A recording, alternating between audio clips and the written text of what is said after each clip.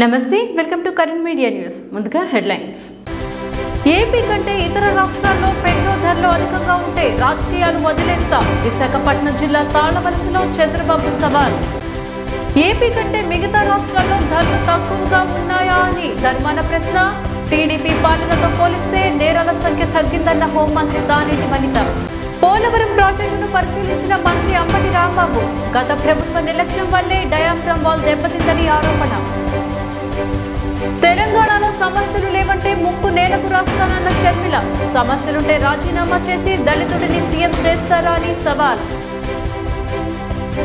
పార్లమెంట్లో BC bill పెట్టి ఆమోదించాలని are Krishnaiah demand వెనుకబడిన వర్గాలకు ప్రత్యేక మంత్రిత్వ శాఖ ఏర్పాటు చేయాలని వినతి CM Jagan the iron leg అని మాజీ ముఖ్యమంత్రి టీడీపీ అధినేత చంద్రబాబు వ్యాఖ్యానించారు. ఆయన వచ్చాక అన్ని కష్టాలేనని విశాఖపట్నం జిల్లా తాళవలసలో జరిగిన బాదుడు సభలో అన్నారు. నిత్యావసర ధరలు పెంచి ప్రజలపై భారం మోపారని చంద్రబాబు మండిపడ్డారు. దేశంలో కల్లా పెట్రోల్ ధరలు ఏపీలోనే ఎక్కువగా ఉన్నాయని ఇటీవల ప్రధాని మోదీ అన్నారని చంద్రబాబు గుర్తు చేశారు. ఇక ఏపీ కంటే ఇతర రాష్ట్రాల్లో పెట్రోల్ ధరలు అధికంగా ఉంటే తాను రాజకీయాల నుంచి తప్పుకుంటారని చంద్రబాబు సవాల్ విసిరారు. అటు విశాఖకు అభివృద్ధి కావాలా రాజధాని కావాలా అని చంద్రబాబు ప్రశ్నించారు. అమరావతిని రాజధాని చేసి విశాఖను అభివృద్ధి చేస్తారని ఆ రోజు చెప్పానని అదే మాటకు కట్టుబడి ఉంటారని స్పష్టం చేశారు. విశాఖలో టీడీపీ హయాంలో వచ్చిన ఐటీ కంపెనీలన్నీ ఏమయ్యాయని చంద్రబాబు ప్రశ్నించారు.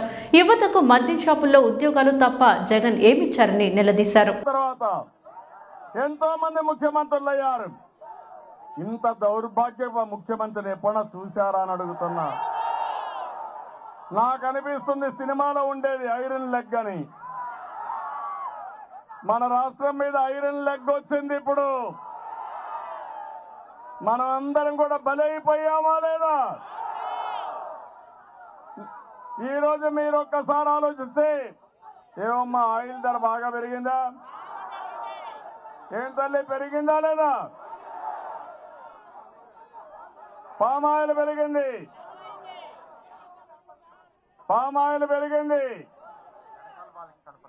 పెట్రోల్ డీజిల్ వీళ్ళు ఒప్పుకోవడంలా పక్క ధరల పెంపుదల. రెండోది ఎక్కడికక్కడ ట్యాక్సేషన్. ఇంటి పన్ను పెంచారా లేదా? మేమిచ్చిన ఇళ్లకు ఓటీఎస్ వేసారా లేదా? ఇంకో పక్క చెత్త పన్ను వేసారా లేదా? మరుగుదొడ్డి పైన పన్ను వేసారా లేదా? డ్రైనేజ్ పైన పన్ను వేసారా లేదా? ఏం తమ్ముళ్ళు ఇంకేంటి? లైబ్రరీ సెస్ కూడా వేశారు. ఇంకో పక్క ఎవరైనా చిన్న షాప్ పెట్టుకుంటే ఒక బోర్డు పెడితే బోర్డు కూడా పన్నే. దానిపైన కూడా బాధుడు. ఓసారి ఆవేదన, ఒక్కోసారి బాధ. దేశంలో ఎక్కడా లేనటువంటి ఎక్కువ బాధుడేసిన రాష్ట్రం ఏ రాష్ట్రం? నేను సవాలు విసురుతున్న జగన్మోహన్ రెడ్డిని, వైఎస్ఆర్ కాంగ్రెస్ పార్టీని. మనం భారతదేశంలో ఉన్నాం. దీనికంటే ఎక్కువ రేట్లు వేరే రాష్ట్రాల్లో ఉంటే నేను రాజకీయాలు వదులుకుంటానని సవాలు విసురుతున్నా.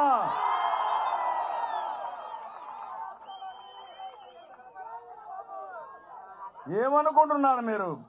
ప్రజలంటే లెక్కలేనితనం, మనం ఏమీ చేయలేమనుకుంటున్నారు. మీరు పోలీసులు పెట్టుకొని నియంత్రణ చేయాలి. మాజీ ముఖ్యమంత్రి నారా చంద్రబాబు నాయుడు కాన్వాయ్ ని విశాఖపట్నంలోని ఎండాడ జంక్షన్ లో పోలీసులు అడ్డుకున్నారు. హైవేపై చంద్రబాబు కాన్వాయ్ ని నిలిపివేశారు. టూరిజం రిసార్ట్స్ పేరుతో పర్యావరణాన్ని నాశనం చేస్తున్నారంటూ రిషికొండను సందర్శించేందుకు చంద్రబాబు బృందం వెళుతుండగా వారిని ఆపేశారు. చంద్రబాబు తనను ఎందుకు ఆపేశారంటూ పోలీసులు నిలదీశారు.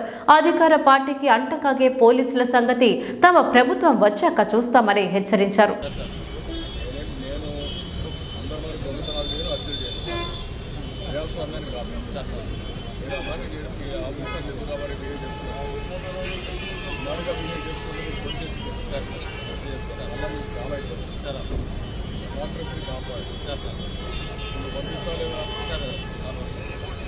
అది పోతాను అది మీరు చెప్పాలి ఆయనకి. నాకు పాఠాలు చెప్తున్నావు, అది చాలా తెలివైన ఉండేవారు పోలీసులు. నాకు పాఠాలు 40 ఏళ్ళు రాజకీయం చేసి నాకు పాఠాలు చెప్తాను. గవర్నమెంట్ పనిచేసిన వారు పాఠాలు చెప్తాను. స్కూల్ రావడానికి ఏంటి సార్? ఎందుకు అంత సున్నితనం? ఏముంది ఇందులో? తెలుసుకుండా కొడుతున్నారు లేదా తెలుసుకుంటున్నారు చూడకూడదు అనేది తెలుసుకుండా public property heritage property of Vijayawada చెప్తారు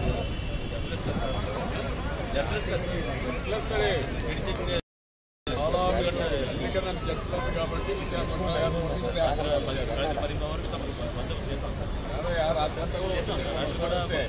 విశాఖపట్నం బ్యాక్ పేరంతా పోలీసులు మీకు అందరినీ చూస్తున్నాం. ఈ మారి చేస్తే మాత్రం నేను అప్రదిష్ట పాలైపోయి రేపు నేను కూడా ఎన్ని కొట్టినట్టుకుని నా మనసు పెళ్లికి చేసుకుంటాను. ప్రభుత్వంపై టీడీపీ అధినేత చంద్రబాబు చేసిన వ్యాఖ్యలను రెవెన్యూ మంత్రి ధర్మాన ప్రసాదరావు ఖండించారు. టీడీపీ ప్రభుత్వం కంటే వైసీపీ ప్రభుత్వం మెరుగైన పాలన అందిస్తుందని తెలిపారు. ఇక కరోనా కష్టకాలంలో సమర్థవంతమైన పాలన అందించామన్నారు. రాష్ట్రంలో ఒక్క పౌరుడు ఆకలితో వైద్యం అందక ఇబ్బంది పడలేదని చెప్పారు. చంద్రబాబు తమ ప్రభుత్వాన్ని చెత్త ప్రభుత్వం అని ఎలా అనగలిగారని ఆగ్రహం వ్యక్తం చేశారు.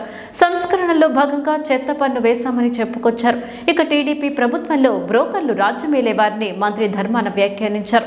వైసీపీ ప్రభుత్వంలో అర్హులందరికీ సంక్షేమ పథకాలు అందిస్తున్నామన్నారు. జన్మభూమి కమిటీలు ఎలా అనుసరించేవి ప్రజలకు తెలుసునని అన్నారు. అనుభవజ్ఞులైన చంద్రబాబు లూజ్ ట్యాక్ చేయడం సరికాదని మండిపడ్డారు. మిగతా రాష్ట్రాల్లో ఏపీ కంటే ధరలు తక్కువగా ఉన్నాయా అని ప్రశ్నించారు. మా ప్రభుత్వం ఏర్పడిన కాలంలోనే ఒక సవాలు ఈ ప్రభుత్వానికి వచ్చింది, కరోనా. మీకు తెలుసు, కరోనాని యాజ్ అ హోల్ ప్రభుత్వం ఎలా ఎదుర్కొందో, ఈ ప్రభుత్వ సమర్థత ఏంటో మీ అందరూ గమనించే ఉంటారు. మీరు రాసిన వార్తల ద్వారా ప్రజలు కూడా గమనించి ఉంటారు. ఒక్క పౌరుడు ఆకలితో కానీ, వైద్యం లేదని కానీ, మందులు లేవని కానీ, డాక్టర్లు లేరని కానీ, నిస్సహాయంగా ఉండే పరిస్థితి 2 సంవత్సరాల్లో ఎప్పుడు రాలేదన్నది మీ ద్వారా ప్రజలకు నేను గమనించమని కోరుతున్నాను. అది నాటి పరిస్థితి మీరు చూడండి. 14 నుంచి 19 వరకు 14 నుంచి 19 వరకు గొప్ప ఇన్ఫ్రాస్ట్రక్చర్ కానీ, గొప్ప మానవ వనరులు కానీ ఆనాడున్న ప్రభుత్వం అందించి మాకు ఇచ్చేలేదు ప్రభుత్వాన్ని కదా. దాన్ని కూడా చెప్తాను తర్వాత. చెత్త చర్యని అనగలవా? ఎలా మీకు చెత్త ప్రభుత్వం ఎలా కనిపించింది? చెత్తకు పన్నేశారు, ఓకే. దేశవ్యాప్తంగా వస్తున్నటువంటి రిఫార్మ్స్ అవి. మీరు రిఫార్మ్స్ అని అనేక సార్లు మాట్లాడుతుంటారు. దేశంలో వచ్చినటువంటి కొత్త ప్రక్రియకి ఆహ్వానం పలికి చేస్తున్న పని. మరి మీరు ఉన్నప్పుడు ఈ శ్రీకాకుళం పరిస్థితి ఏంటి? మీరు గార్బేజ్ యార్డ్ కనీసం పెట్టగలిసారా? బలగ రోడ్లోను పోసేసినటువంటి పరిస్థితులు మీకు జ్ఞాపకం ఉన్నాయా? ఈవేళ ఎలా ఉంది ఈ పరిస్థితి? తెల్లవారింటికి ఒక వెహికల్, శానిటరీ వర్కర్సు ప్రతి ఇంటికి తలుపు తట్టి ప్రశ్నించి అడిగి తీసుకువెళ్ళే కార్యక్రమం వచ్చిందే. దానికి ఒక గార్బేజ్ యార్డ్ వచ్చిందే. పట్టణం అంతా క్లీన్గా కనిపిస్తుందే. ఈ మార్పు మీకు చెత్తగా కనిపిస్తుందా? ఏంటి చెత్త ప్రభుత్వం అంటే మీ ఉద్దేశంలో ఏంటి? పునః తీసేద్దాం. మీనాడు కూడా అరకొరగా అమలు చేస్తున్న సంక్షేమ పథకాలు బ్రోకర్ల మయంగా ఉండేది, దోపిడీ ఉండేది, లంచాలు ఇస్తే కానీ జరగనటువంటి పరిస్థితి ఉండేది. నిర్భాగ్యులు నిరాశ్రయులుగా, నిస్సహాయులుగా ఎదురు చూసిన పరిస్థితులు ఉండేవి. నేడు వ్యవస్థను పూర్తిగా ప్రక్షాళన చేశాం. ప్రభుత్వం ప్రకటించిన సంక్షేమ కార్యక్రమం అందుకోవడానికి ఏ అర్హత ఉంటే ఆ అర్హతనే ప్రాధాన్యతగా తీసుకొని ఇచ్చేటువంటి పద్ధతి తెచ్చాం. తనవాడు అధికారంలో లేడనో, తన బంధువు రాజకీయ పార్టీ లేదనో, తన ప్రతినిధి లేడనో, తనది పెద్ద కులం కాదనో, నా కరపట్టుకునే శక్తి లేదనో, నేను అల్పుడిననో పరిస్థితులు కలగకుండా రాజ్యాంగం కల్పించినటువంటి గొప్ప జీవనానికి ప్రభుత్వం అందించినటువంటి సహాయం తీసుకొని తలెత్తుకుని బ్రతికేటువంటి గౌరవాన్ని కల్పించాం. ఒక్క నయా పైసా కరప్షన్ లేకుండా చేశాం. ఈ మార్పు మీకు చెత్తగా కనిపించిందా? చెప్పండి చంద్రబాబు గారిని అడుగుతున్నాను. చంద్రబాబు పాలనతో పోలిస్తే రాష్ట్రంలో నేరాల సంఖ్య భారీగా తగ్గిందని హోంమంత్రి తానేటి వనిత అన్నారు. మహిళల భద్రత కోసం 0 FIR దిశ పోలీస్ స్టేషన్లు తీసుకొచ్చామని చెప్పారు. కఠినమైన శిక్షలు పడితేనే నేరాలు తగ్గుతాయని, అందుకే వేగంగా శిక్షలు వేసేలా చట్టం తెచ్చామని హోంమంత్రి అన్నారు. మహిళలపై నేరాల నియంత్రణకు దిశ యాప్ తీసుకొచ్చామన్న తానేటి వనిత తద్వారా 900 మందిని కాపాడామని వివరించారు. గతంలో SC ST బాధితులకు 50 కోట్లు పరిహారం ఇచ్చారని, అదే జగన్ పాలనలో ఇప్పటికే 120 కోట్లు పరిహారం ఇచ్చామని చెప్పారు. ఇక మహిళలకు భద్రతకు చర్యలు తీసుకుంటుంటే టీడీపీ రాజకీయం చేస్తుందని వనిత విమర్శించారు. దిశ చట్టంపై కేంద్రం అడిగిన క్లారిఫికేషన్స్ ను 20 రోజుల కిందట మరోసారి పంపామని హోంమంత్రి తానేటి వనిత తెలిపారు. రేప్ అండ్ హత్యలు గత ప్రభుత్వంలో 34 జరిగితే ఇప్పుడు 33 జరిగాయి. గత ప్రభుత్వంలో గ్యాంగ్ రేపులు 71 జరిగితే ఇప్పుడు 69 నమోదయ్యాయి. మహిళా హత్యలు అప్పుడు 79 జరిగితే ఈ 3 ఏళ్లలో 68 జరిగాయి. వరకట్న వేధింపులతో చంద్రబాబు పాలన చివరి 3 ఏళ్లలో 456 మహిళలు చనిపోతే ఇప్పుడు ఈ 3 ఏళ్లలో 358కి ఆ సంఖ్య తగ్గింది.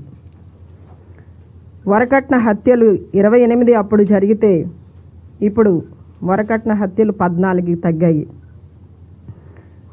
ఈ కేసులు తగ్గడమే కాదు, అసలు కేసులు నమోదైన తర్వాత విచారణ జరిగిన గత ప్రభుత్వానికి ఈ ప్రభుత్వానికి నక్కకి నాగలోకానికి ఉన్నంత తేడా ఉంది.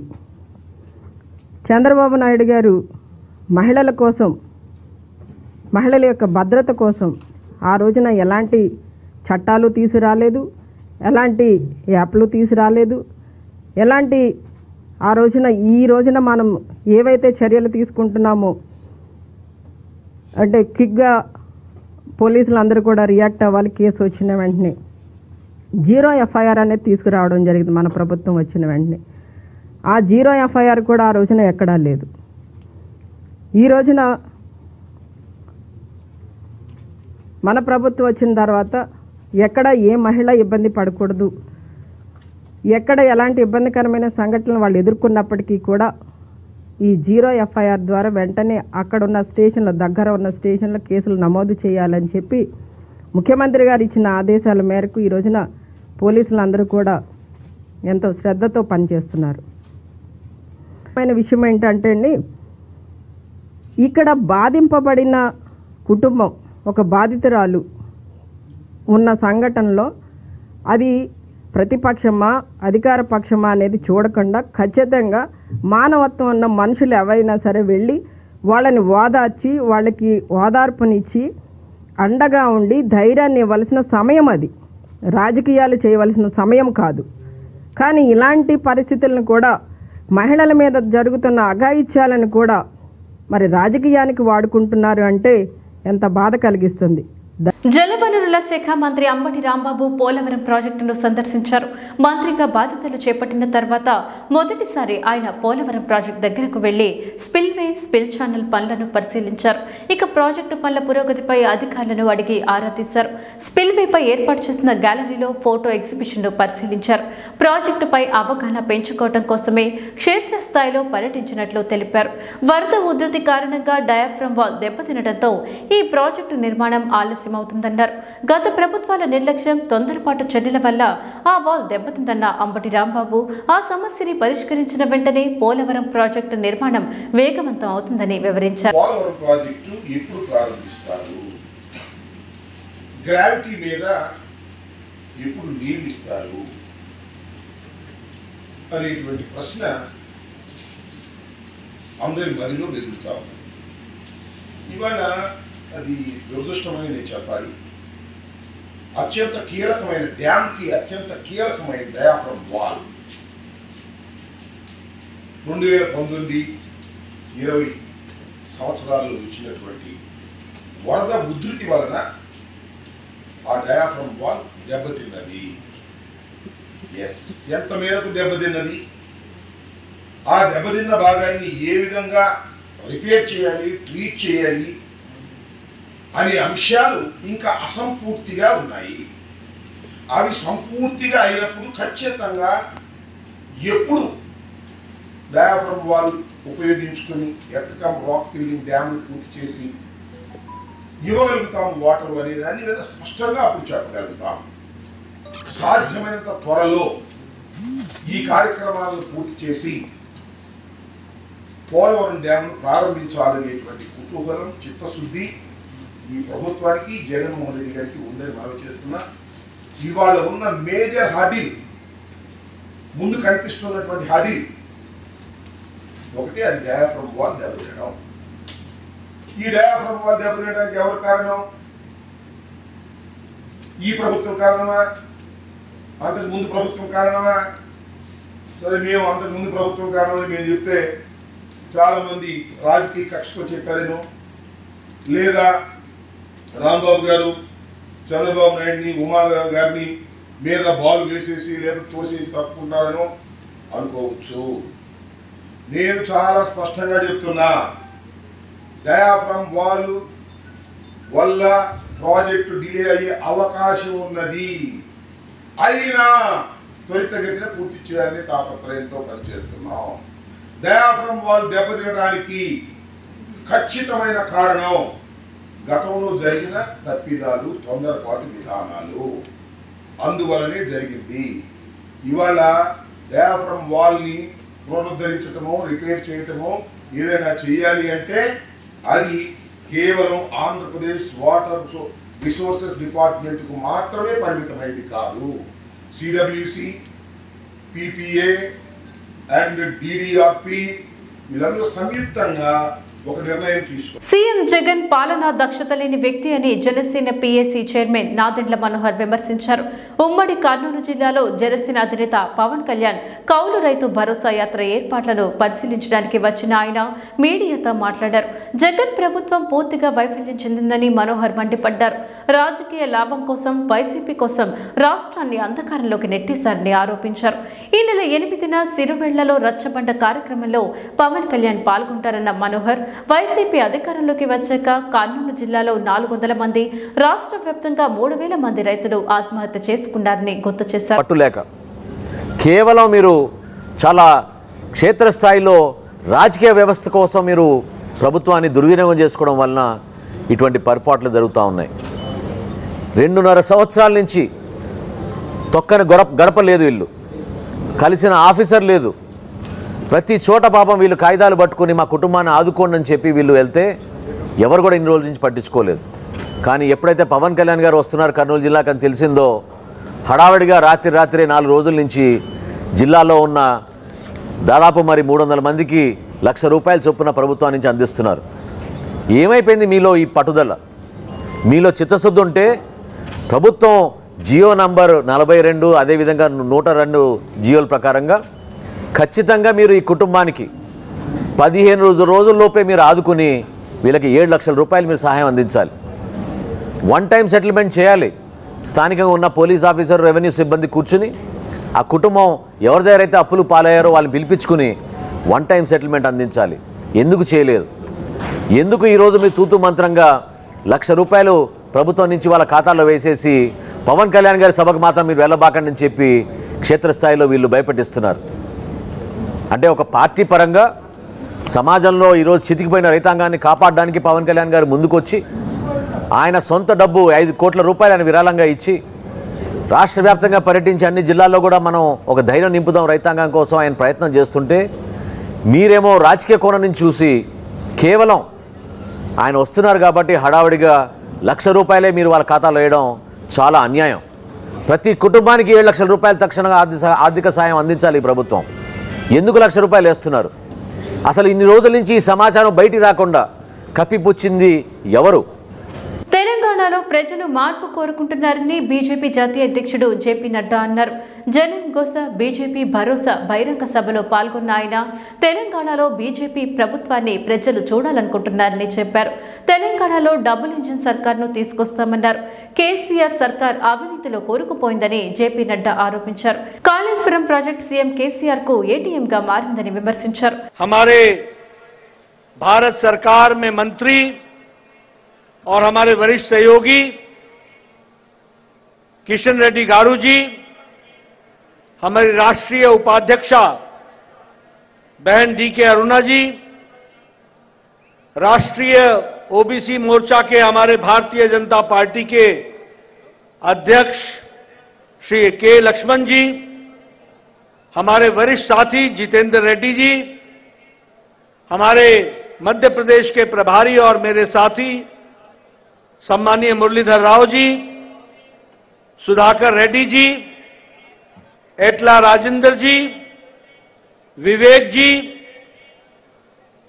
गरिकापति मोहन राव जी, इंद्रसेन रेड्डी जी, राजा सिंह जी,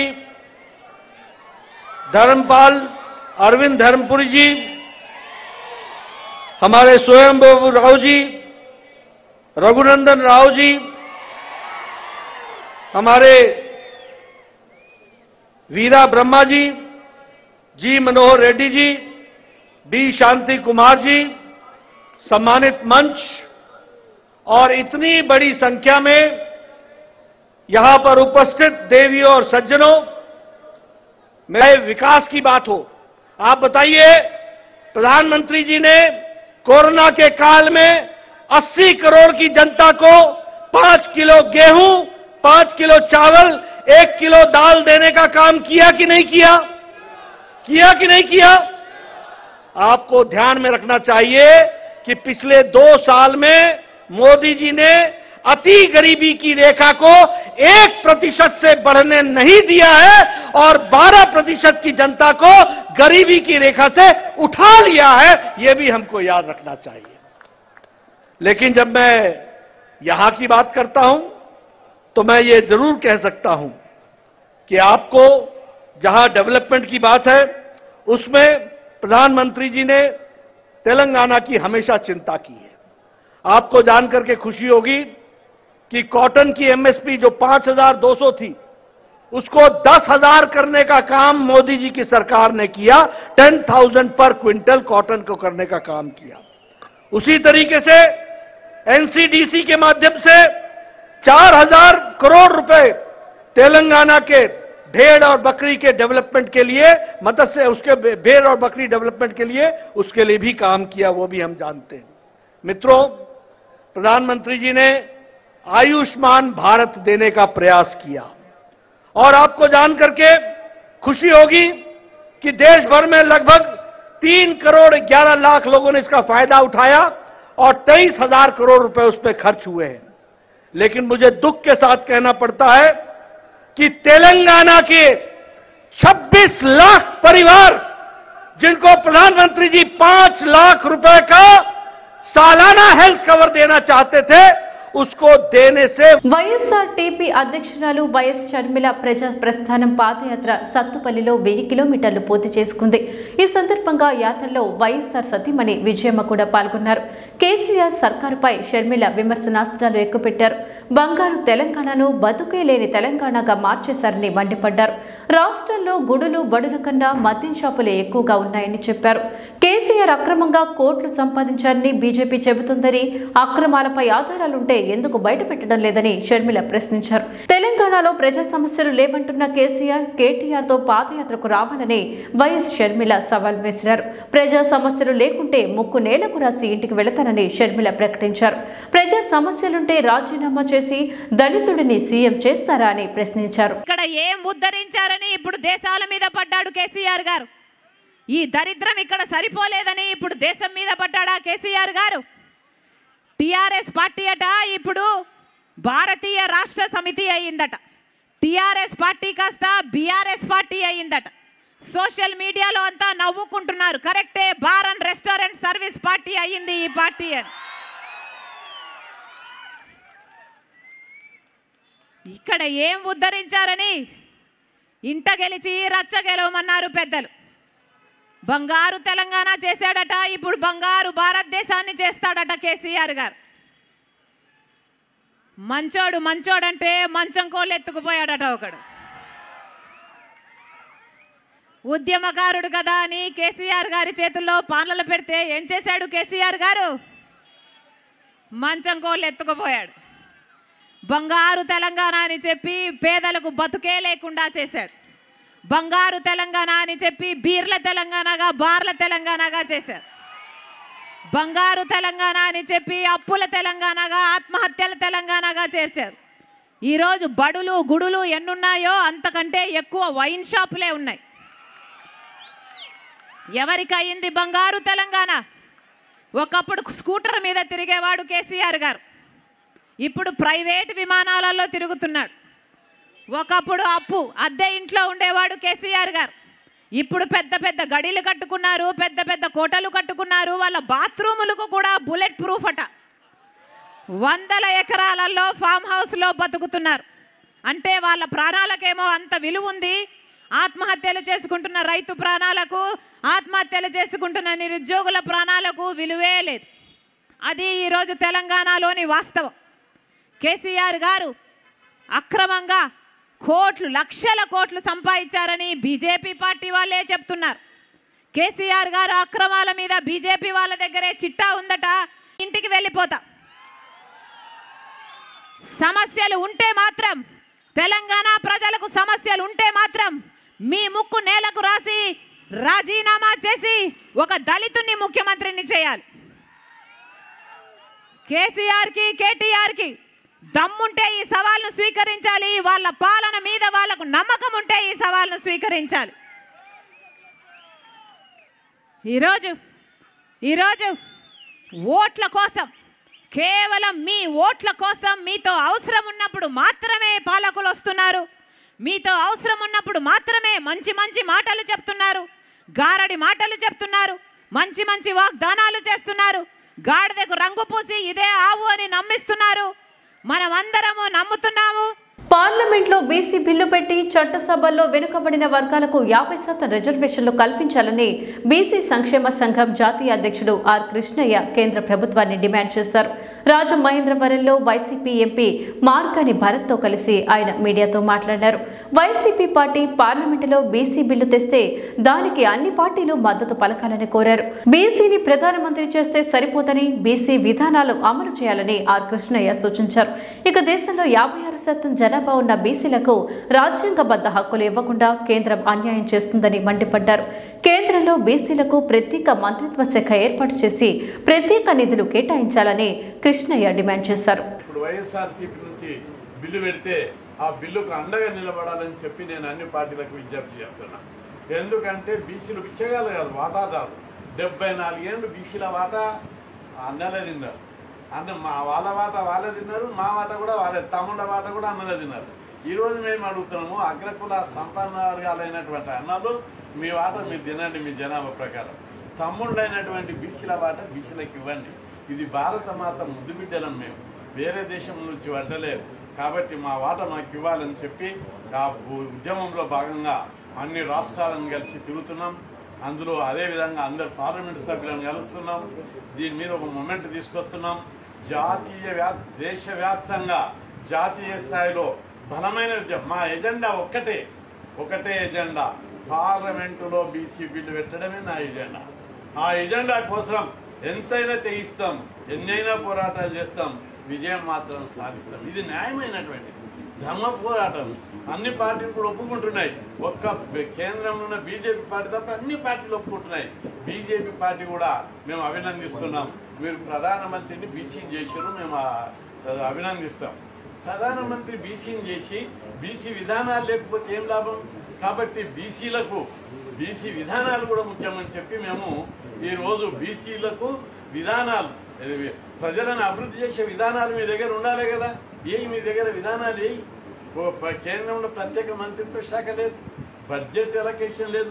38,45,000 కోట్ల కేంద్ర బడ్జెట్ ఉంటే బీసీలకు అందులో సగం బడ్జెట్ ఇవ్వాలి జనాభా ప్రకారం. ఎంత ఇచ్చిర్రు? కనీసం సగం ఇవ్వకుండా 2 లక్షల కోట్లు ఇవ్వాలి, 1,00,000 కోట్లు ఇవ్వాలి, 50,000 కోట్లు, 10,000 కోట్లు కూడా ఇవ్వలేదు.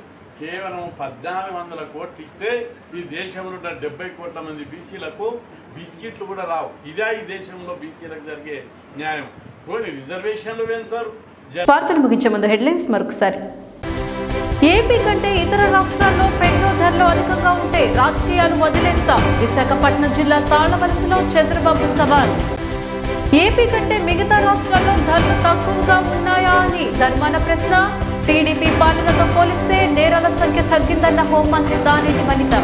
పోలవరం ప్రాజెక్టును పరిశీలించిన మంత్రి అంబటి రాంబాబు. గత ప్రభుత్వ నిర్లక్ష్యం వల్లే డయాఫ్రమ్ వాల్ దెబ్బతిందని ఆరోపణ. తెలంగాణలో సమస్యలు లేవంటే ముప్పు నేలకు రాస్తానన్న షర్మిల.